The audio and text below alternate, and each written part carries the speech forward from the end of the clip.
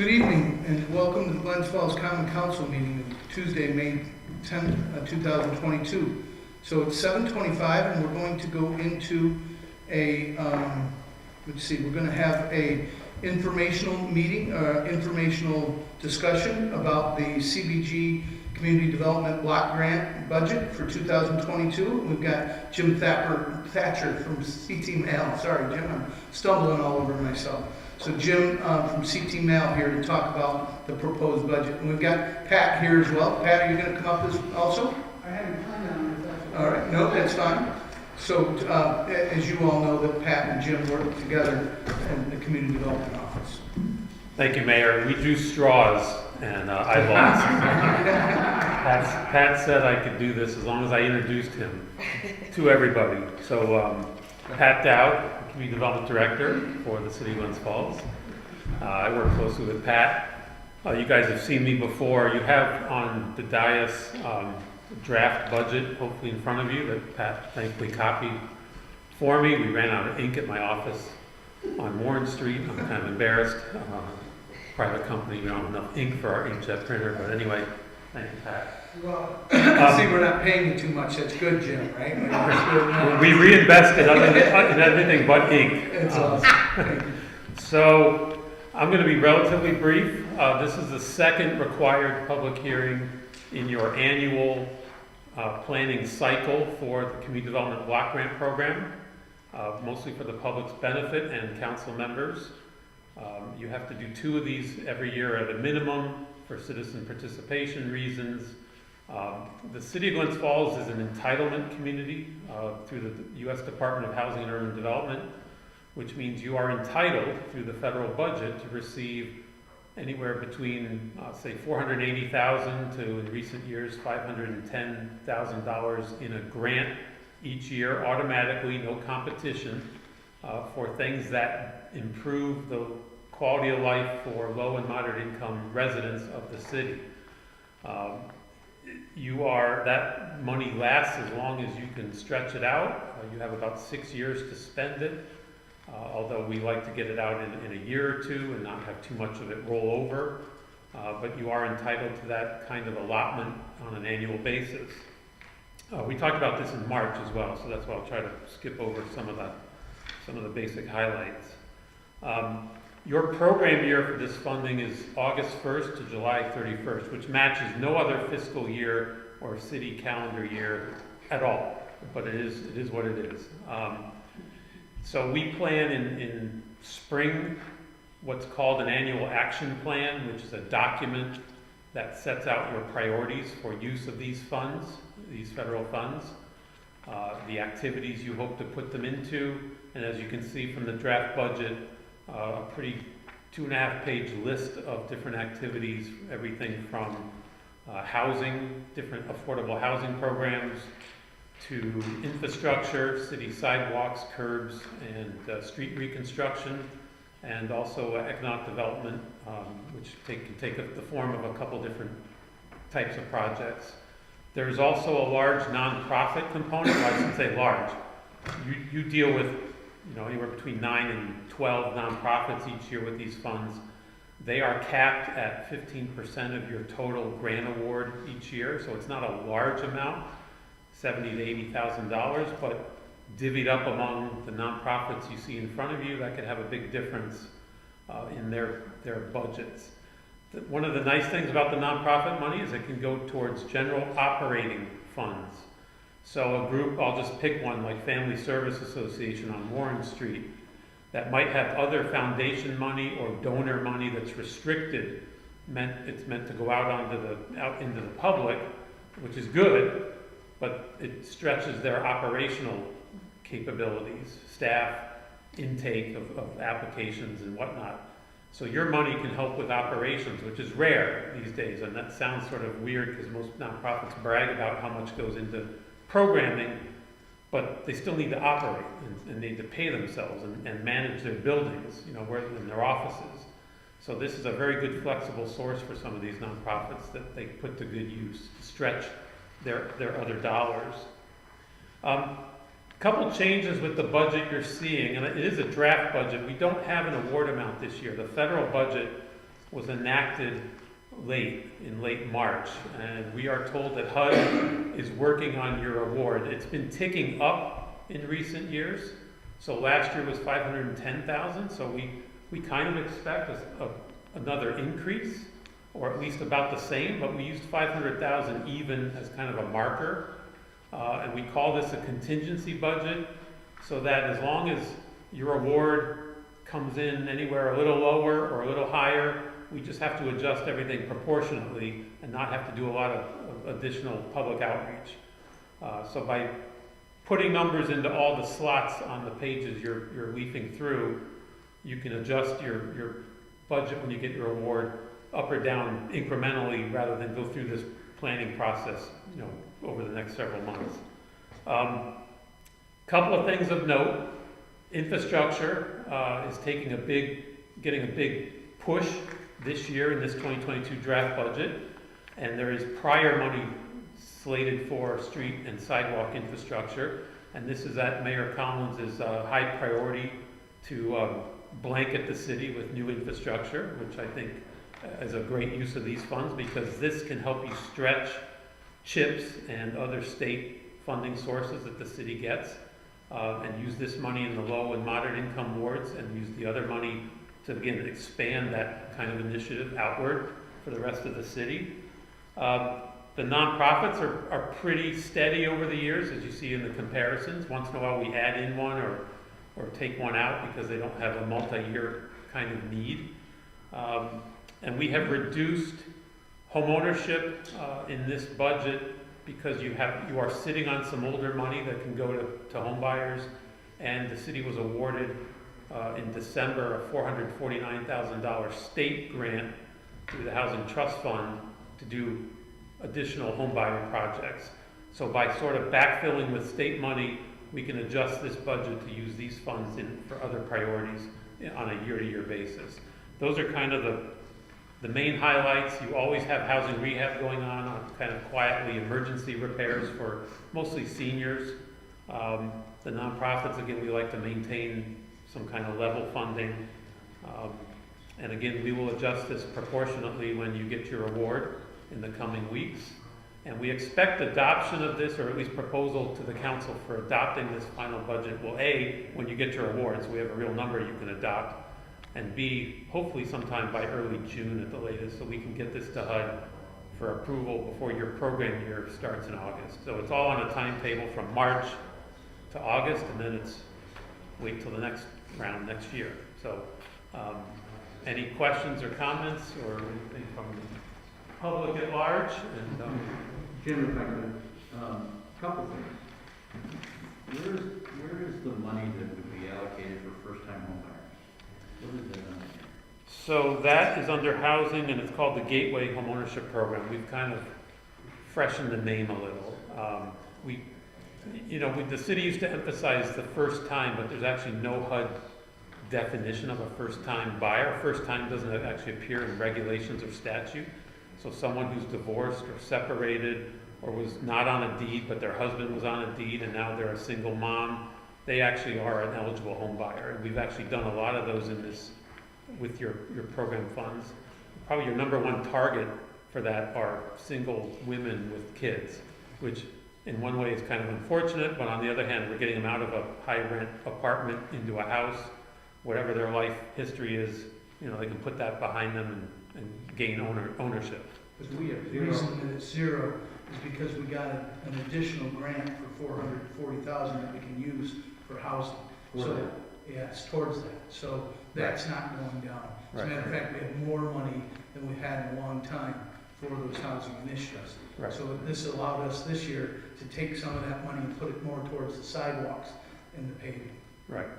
And for Councilmember Landry and the others, you have about 60 to 80 of prior year's budgets in that line item still left over. So there was a prior mentality of kind of building up some of these lines without correspondingly spending it. So we're making some adjustments to not have that sort of, I don't want to say hoarding, but have that saving without spending mentality, kind of level these programs out a little bit.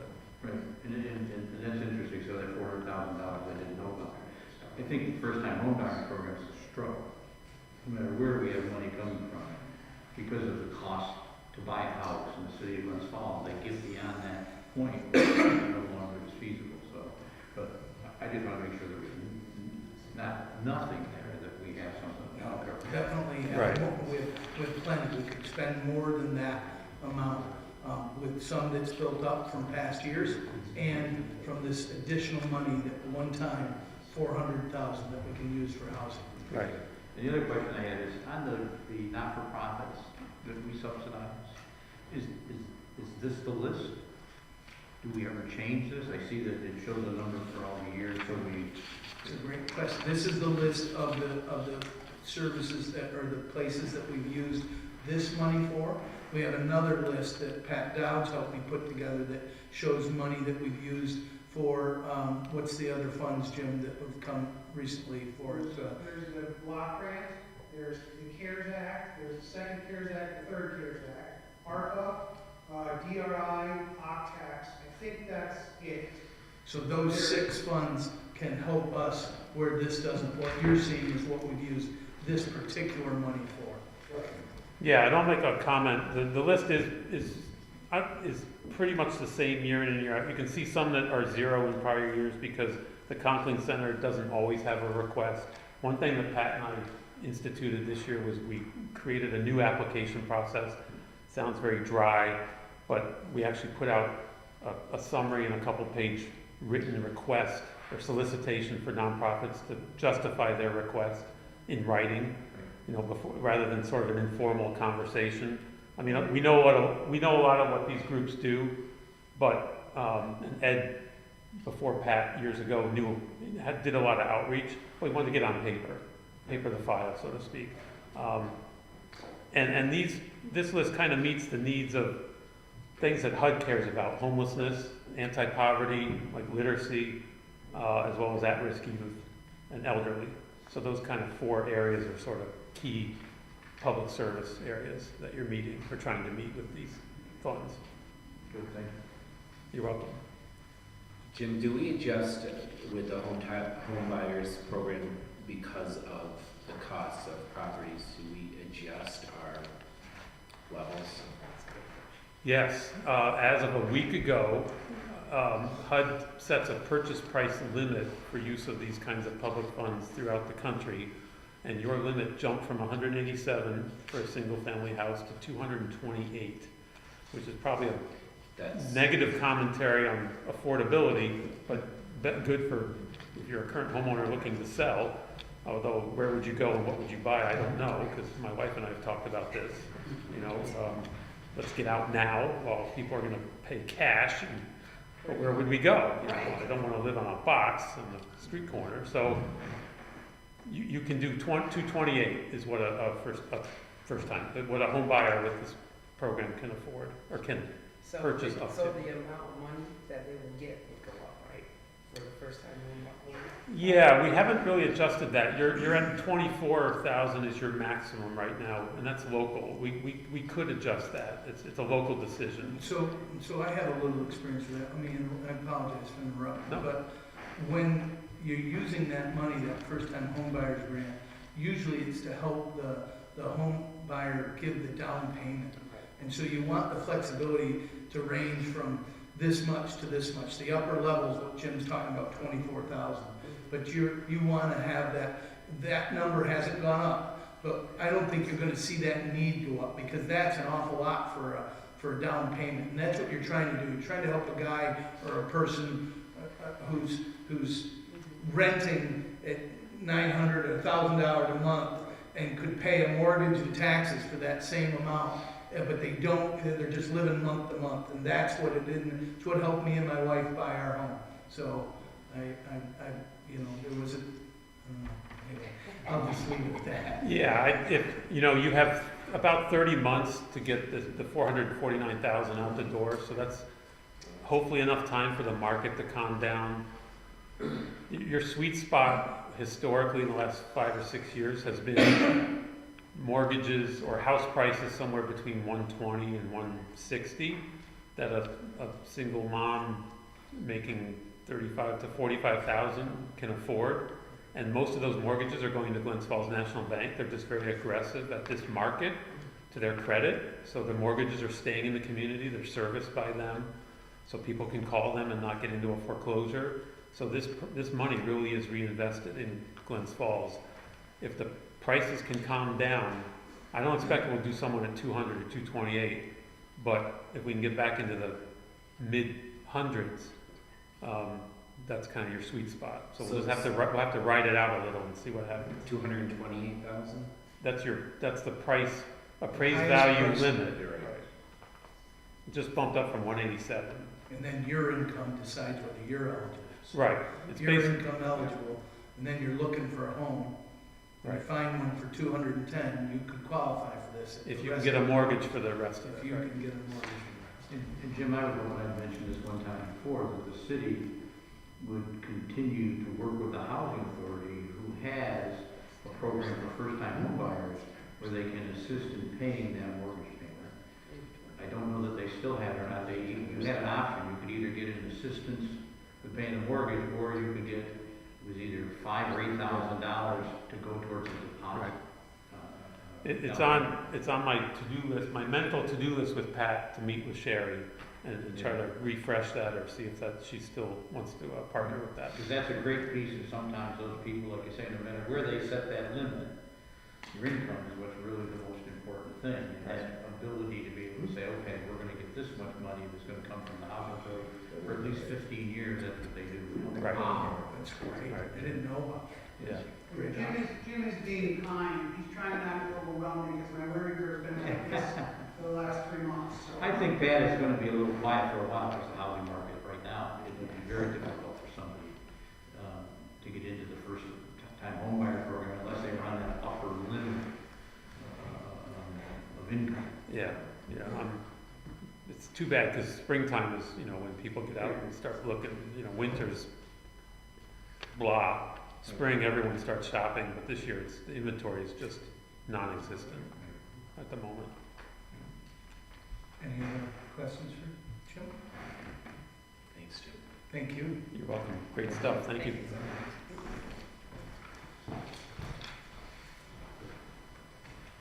Okay, so, with that public hearing closed, we can, open our regular common council session, and I apologize, I do not, anybody remember who was last? Is Diana? It is Diana? Or was Diana last time? I didn't do last. All right, there we go. So we'll ask, Councilwoman Palmer to help us with the pledge of allegiance. I pledge allegiance to the flag of the United States of America and to the republic for which it stands, one nation, under God, indivisible, with liberty and justice for all.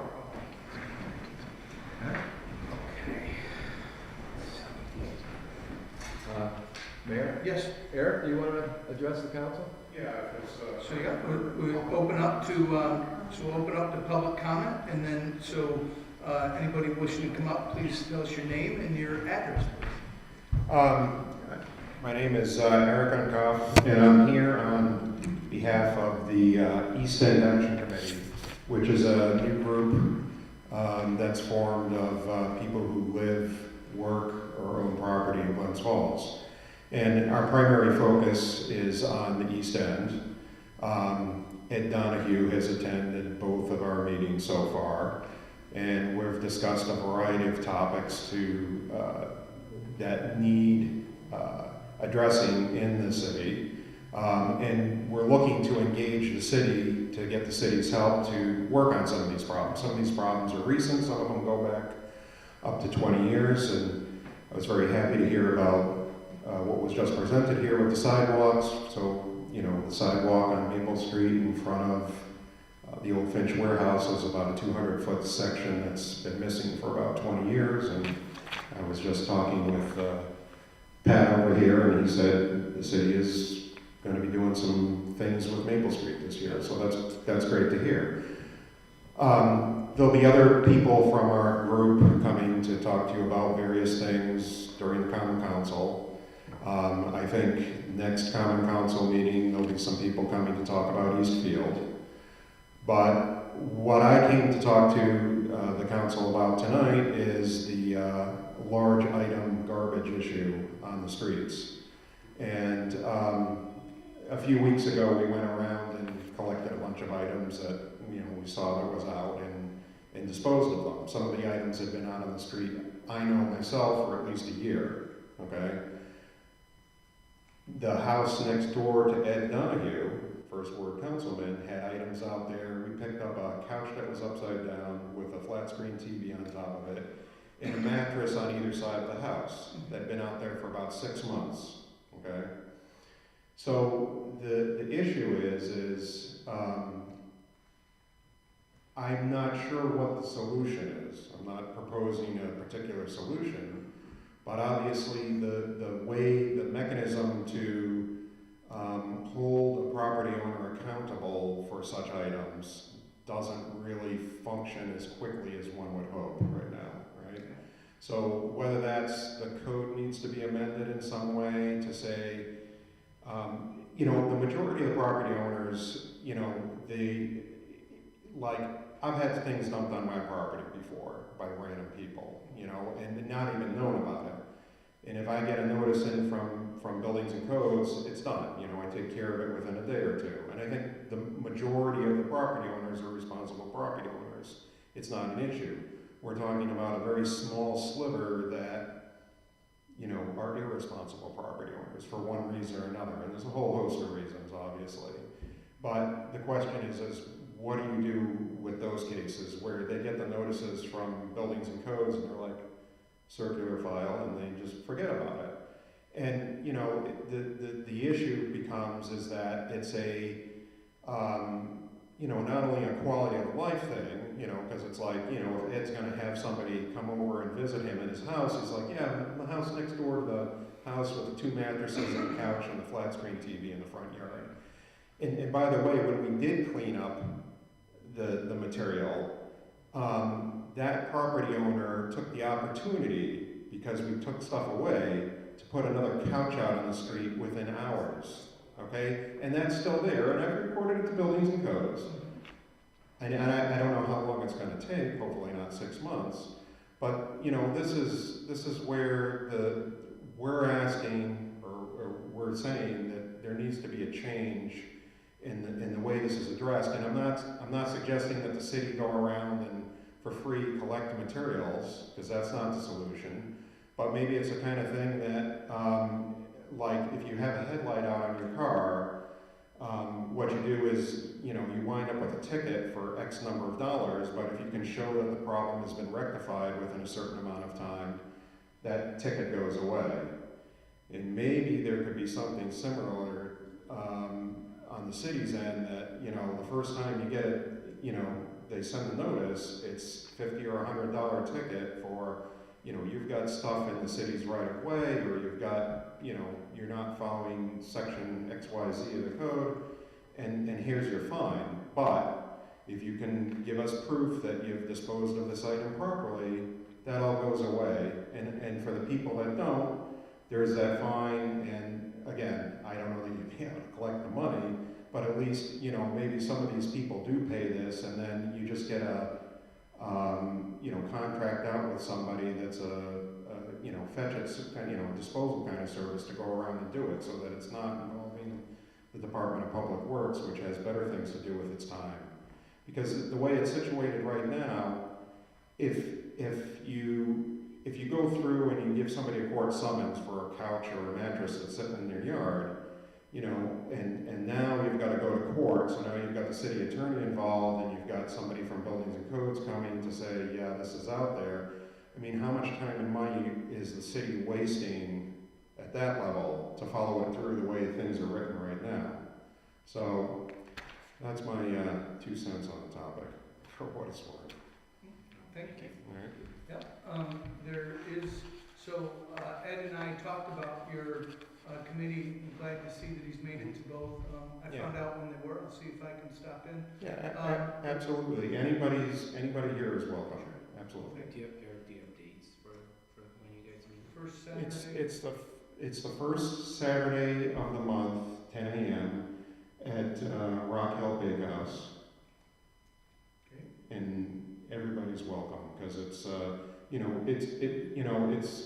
know, some of the problems we're dealing with are, I mean, I don't want to get like often, but, like some of the properties on the corner of Pearl and Maple, which have been an issue for 10 years, some of them, I know that's a complicated issue. That's not straightforward. They're all complicated. Right. So it's going to require some thought as to how to best approach that in a way that, it's positive. We're already working on it. Oh, I'm sure you are. Fair. I'm sure. So, But, yeah. when we have something to report, though, I'd be glad to make sure Ed's in on the loop. Yeah, no, He absolutely. actually knows a lot Absolutely. about the work that Karen Yeah. and Chris are working on. And one of the other things we were talking about in the last meeting there too is, some of these city programs that were just being discussed, we're more than happy to disseminate that into the first ward to make people aware of, hey, there's this first-time homeowners program. I'm being serious here. I'm not, getting under the noses of the people that can actually use it, as opposed to it just being some mystery on the Glens Falls City website and the right people not know about some of the programs, You know that the program's been around for years, and that every year that there are meetings in schools, like what's the Abe Wing. Yeah. So there is community outreach. Just so you Okay. know. Okay. No, Sorry, you didn't and- know about it, but I just want you to know Yeah. there is knowledge of it every year, Okay, spread both okay. in print news media, in-person meetings, A every day. little bit more can't hurt, right? No, it's Absolutely, awesome. right? Matter of fact, I think that Pat would be happy to make some posters and. Yeah, no, I got Pat's information right here. Yeah, So look at that. we That's talked great. about that, Yeah. so we'll Sure. okay. All right? Yeah, always can have more. All right, thank you. You're in Thanks, favor. Anybody else wish to speak public comment? Seeing none, we can move to committee reports. Councilman Clark, No report. Councilman Donahue. Was the president of the Water and Sewer Board meeting last time, and they're doing some extensive electrical work to update the facility into the new era. So that was impressive, and they're always looking forward to getting people in there that can help the water and sewer department, especially consultants and people that can manage certain situations that they get caught up into. So, but, you were there too, Bill. So Sure. what's going on? Thank you. Yes, and there's a couple resolutions from those meetings that Right. you're talking about. It's great. Thank you. Councilman Landy. The Labor Relations Committee met this evening just before this council meeting. We're preparing for our negotiations with the city fire department. It's very important. It's one of the biggest expenditures that we have on the budget. But we have a great fire department, so we hope to have on the 24th a meeting with the fire department union to see just what it is they're looking at as far as a contract that'll be going into place for 2023, and then our sitting down and trying to determine what we can do that's the best option for the taxpayers. Thank you. Councilwoman Palmer. The Recreation Committee will be meeting on May 16th at 1 p.m. And we are continuing to work. We've been gathering information and sharing our ideas about upgrades we'd like to make. And so what we're going to be doing is prioritizing kind of our list and talking about funding for those ideas. Fantastic. Thank you. Councilman Lepp. On Wednesday, May 4th at 11 a.m., the Technology Committee met and discussed topics of website updates, technology improvements, Wi-Fi, and cable franchise renewal. We'll also have some calls over the next week or two with a few more vendors. I'll send them out to everybody on the council if anybody wants to listen in on any of those. Also on Wednesday, May 4th at 7 p.m., we had a Climate Smart Community Task Force meeting We discussed the consultant for the greenhouse gas inventory and the climate action plan. They're to be on site yesterday and today. Jeff showed them around the facilities. I was going to assist, but I guess Jeff was able to handle it on his own, which is fine by me. We will be also participating in a Complete Streets demonstration on June 7th at 11:30 a.m. That'll be virtual, so there'll be a link that I'll share out in advance of that. So that's it. Thank you. I've got the Complete Streets thing on my calendar. Hopefully I can attend. It's great. And thank you for the invites to the other meetings. It's been a while since I've been able to make it to a Climate Smart Community meeting, but please know that please keep sending them out. I'm going to try. Thank you for the work that the Sustainability Committee's done. I am going to pull Resolution 26 because at the last moment, Chip got a call from the contractor that we're, the amount of, for the Wi-Fi is still being negotiated. So I'm going to pull that, and it has to do with it. So I want to thank you guys for the work, though, and keep going. We're looking forward to it. It's fantastic. And so, Councilwoman Good? No report. No report, thank you. So, I think we go to the voice vote. And so the voice vote for Resolution 1 is approving the minutes of the April 26, 2022 meeting of the Glens Falls County Council. Resolution 2 is a resolution approving the clerk's April 2022 monthly PVB report. So moved. Second. All in favor? Aye. Opposed? Thank you. Under roll call vote again, pulling number 26 it'll come back on as soon as we're done and we have a solid number. I have a question on 22. Sure. Did we hear from the planning board on May 3rd? It says per favorable advisory opinion from the planning board on May 3rd, 2022. Which one are you looking for? 22. Resolution 22, Resolution improvement 22. encroachment for, Craft on 9? right, where do you see craft on 9? No, 22 is commonly known as 24 Madison Street, Glens Falls, New York, for a curb cut and driveway. Conditions, parking areas, hard surfaces, must be concrete in compliance with code per Yes. favorable advisory opinion, planning board. Yes, the planning board did review with Barbara Hewitt, yes. and they voted yes, favorable. Okay. That was just, it's because that was like a week ago, so I Great. wasn't sure what was. Okay, great. For roll call vote, we have resolution number 3, resolution to decrease the general fund account A3120-4479, other contracted services, by $33,000, and increase general fund expense line A3120-2300, motor vehicle equipment by $33,000 for the purchase of a police vehicle.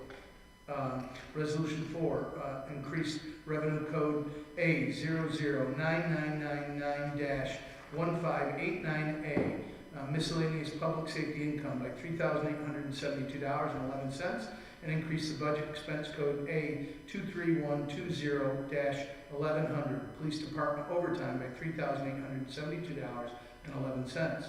Resolution 5, to increase the general fund expense account A45112-4373, street marking sign materials by $4,000, and decrease general fund expense account A11990-9000 by $4,000 to continue replacing street signs.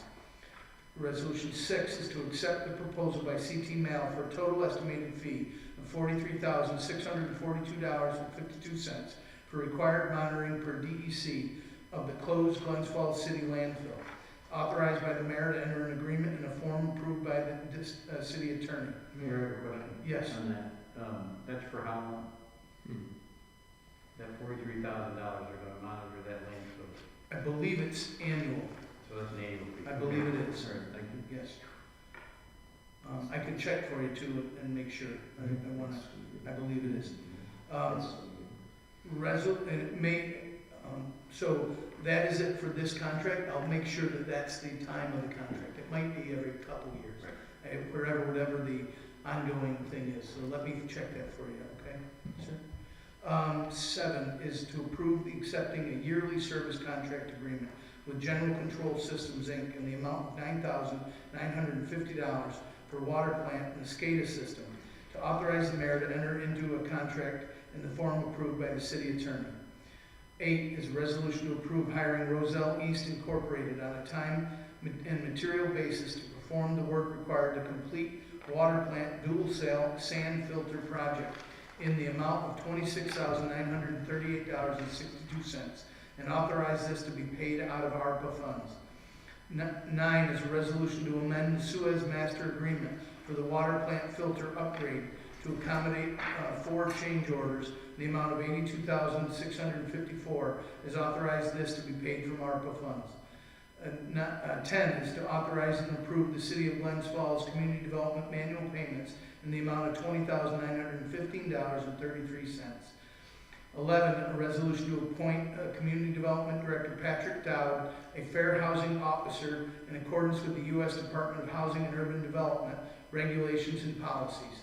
12, a resolution to approve the encroachment permit for Bat Hatfield Construction, LLC, 1399 Crescent Fisher Ferry Road, Clifton Park, New York, to replace a portion of the sidewalk along Hudson Avenue on the west side of Hudson Headwaters Building, 100 Broad Street, and replace the concrete apron along Hudson Avenue on the east side, Phase 1 from May 16, 2022 through June 17, 2022, and Phase 2 from July 22, 2022 through August 18, 2022. This area is to be cordoned off and allowed for pedestrian access per ADA regulations. Resolution 13 to approve the encroachment permit for Kristen Ott, Jennifer Ferris, DBA Shop the Ladies, 206 Glen Street, Glens Falls, for the placement of a sandwich board on the city sidewalk on 206 Glen Street in front of, to advertise their business from June 1st, 2022 through May 31st, 2023. Resolution 14 to approve an encroachment permit for Chelsea Davis, 866 Schroon River Road, Warrensburg, as approved by Mayor Collins April 25th, 2022 per City Code S189-19B, subject to review by the Common Council, to replace the sandwich board chalkboard sign in front of Spot Coffee, 221 Glen Street on May 7th, 2022 only. Resolution 15, approve of mobile unit food license application for Michael Fernandez, 16 Barber Ave, Queensbury, New York, is approved by Mayor Collins on April 25th, 2022, subject to retroactive review by the Common Council May 10th, 2022, for a yearly license to vend in City Glens Falls from a current date through December 31st, 2022, in accordance with New York State COVID-19 guidelines. Mayor? Yes. Could you pull that for a separate vote, because I have to abstain?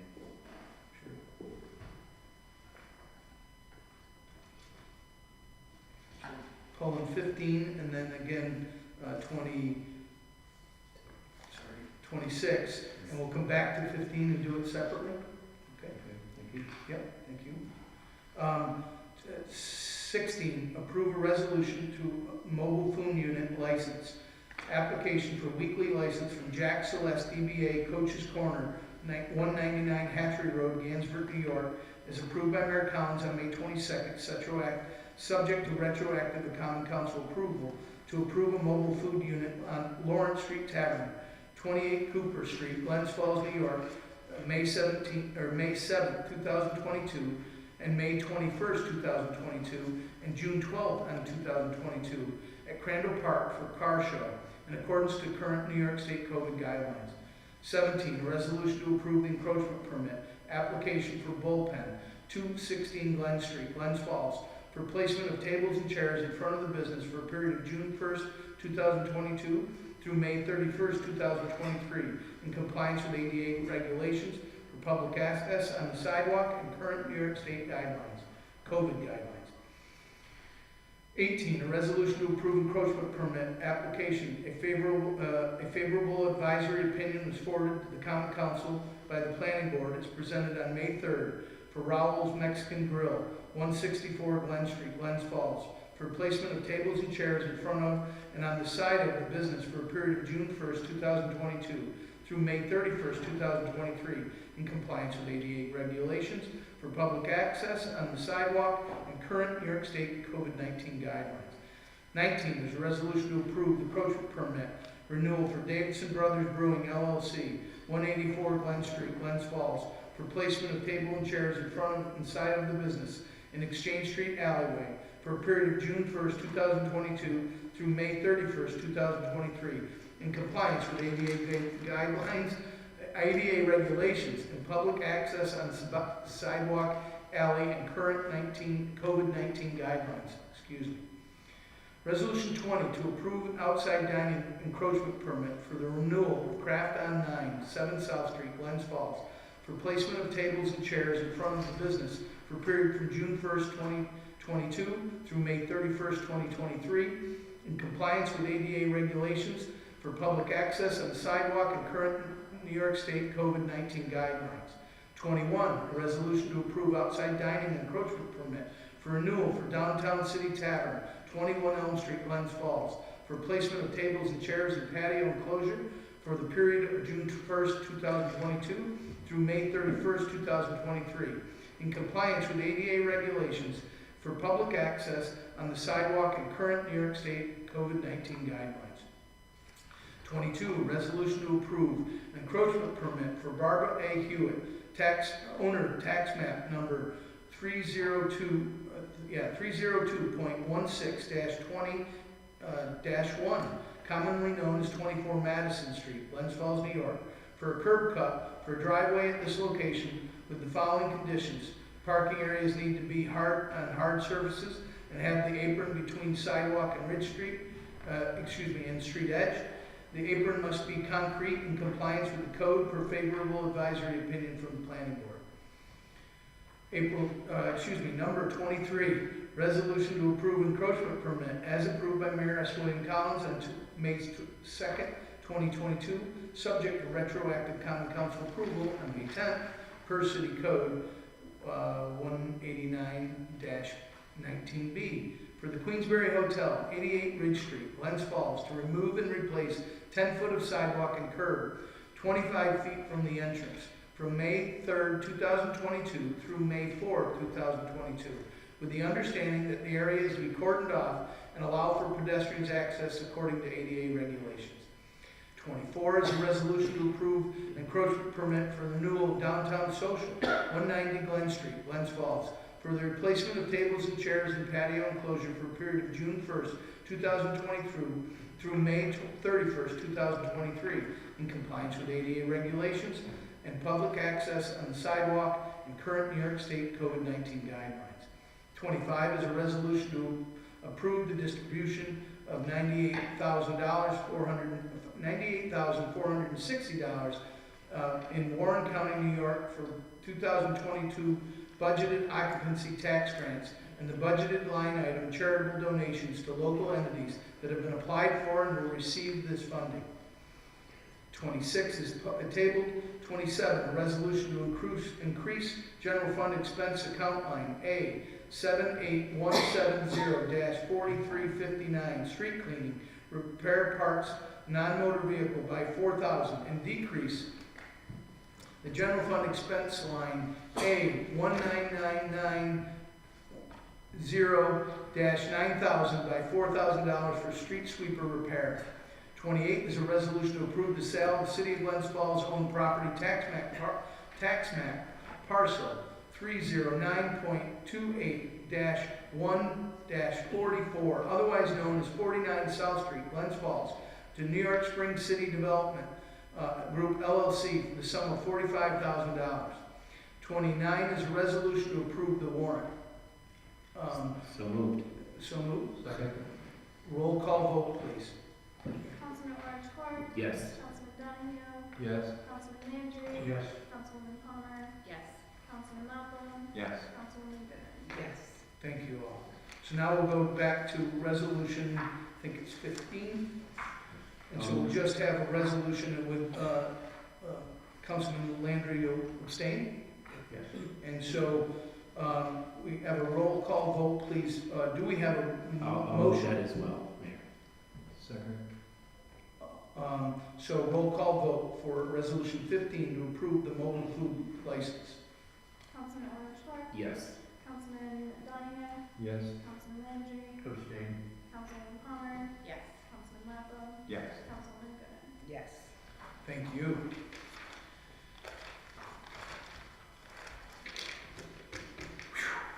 All right, sorry about that, I'm sweating here.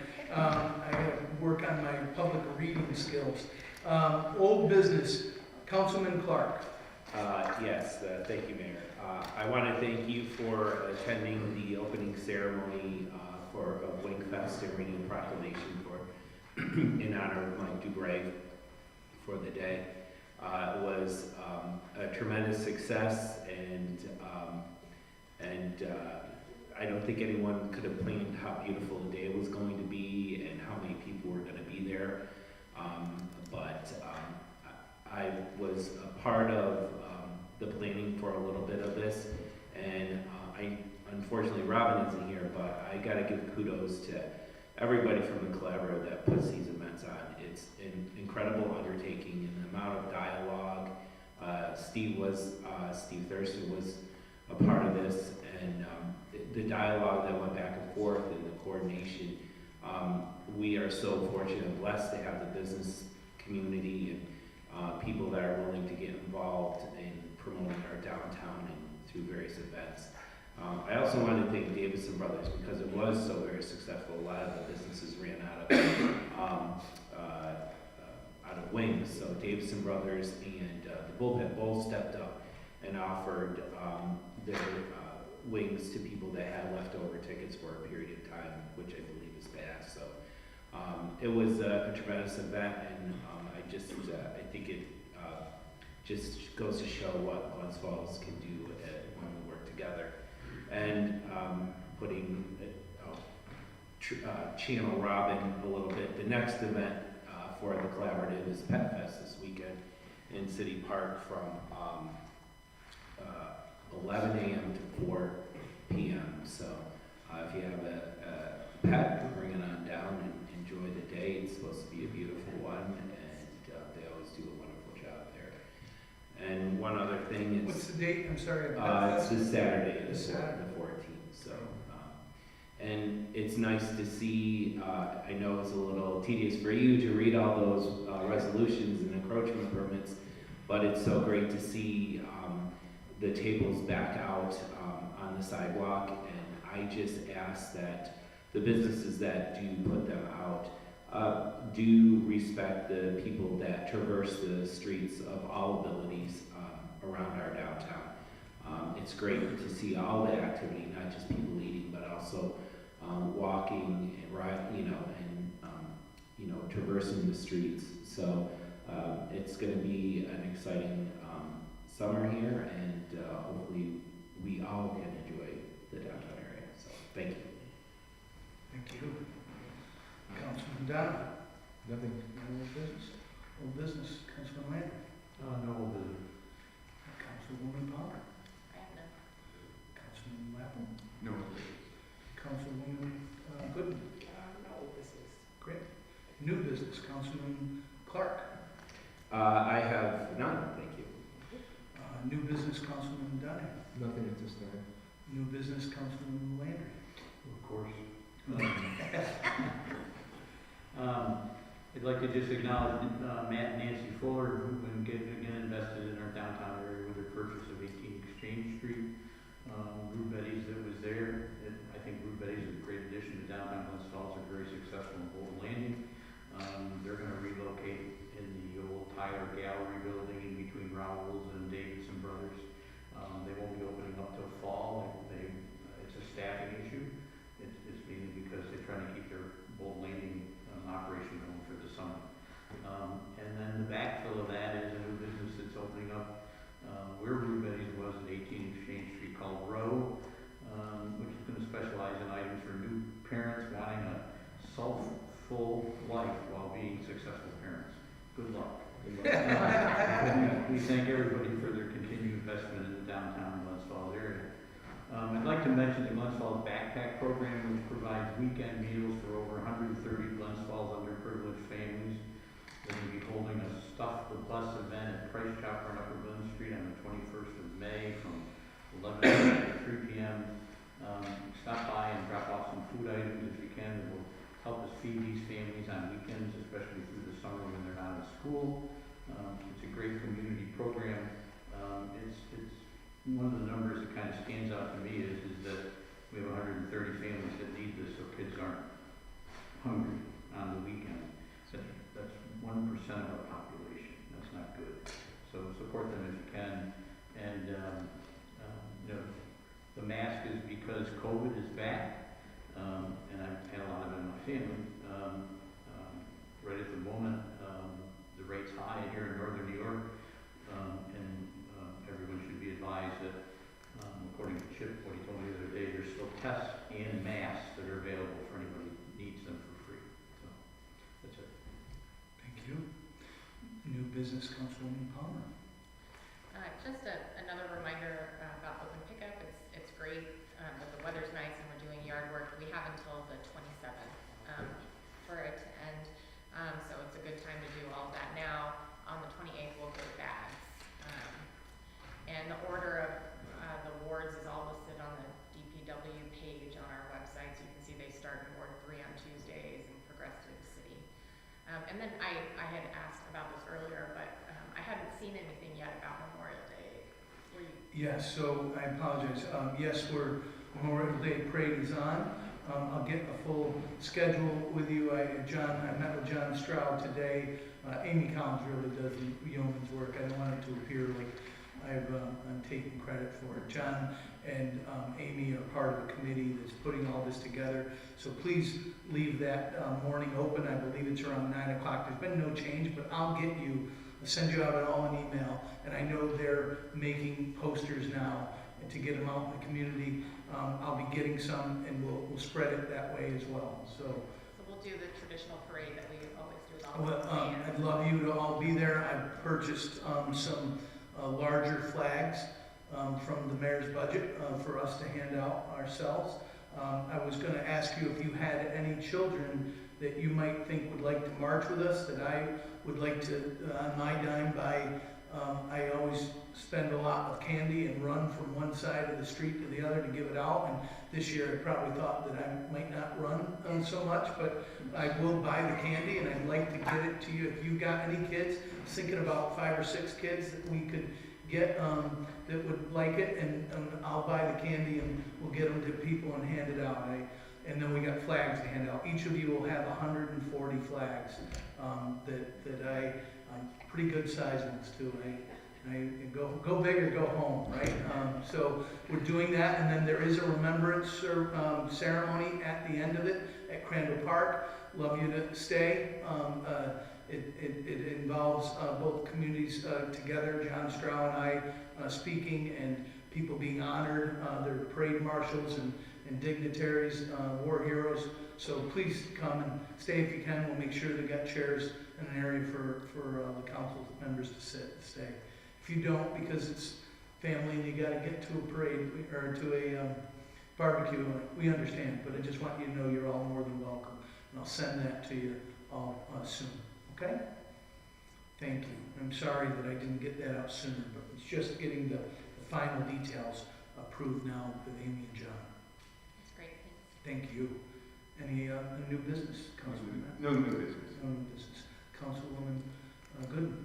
I just wanted to remind everybody about the 15th will be the Community Day of Peace at 3 o'clock at First Presbyterian Church. And I think it's a great thing for our community to come together for the Day of Peace. I got it on my calendar. I was invited to that. I'm going to try to stop by there. And then earlier in the morning on Sunday is a church group from, I believe, Pine Knolls in South Glens Falls. Don't quote me on that, but they volunteer their time to help us clean up East Field. And a large group of people. It starts like 8 in the morning and goes to noon. I'm gonna bring some gloves and get dirty and try to make it to that too. So they're on my calendar. Yes, on yes, it's this weekend, this Sunday at Eastfield.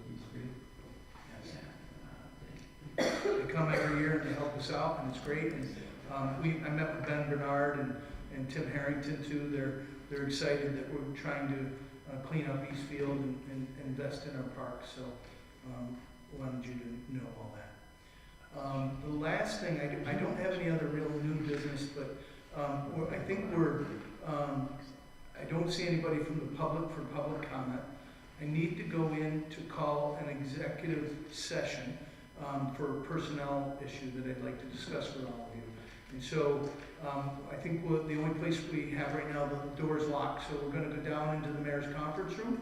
I'm not planning on passing any, Peter, so I think you can end the thing. We're not going to take any action when we come out, but we will have to come out of executive session, have Zoe there, and we'll have a motion to end the council meeting. So I wanted you to know that we're not going to, though, take any other action. It's just informational. I need to discuss personnel issue with all of you. Okay? I'll make the motion to go into executive session. Second. All in favor?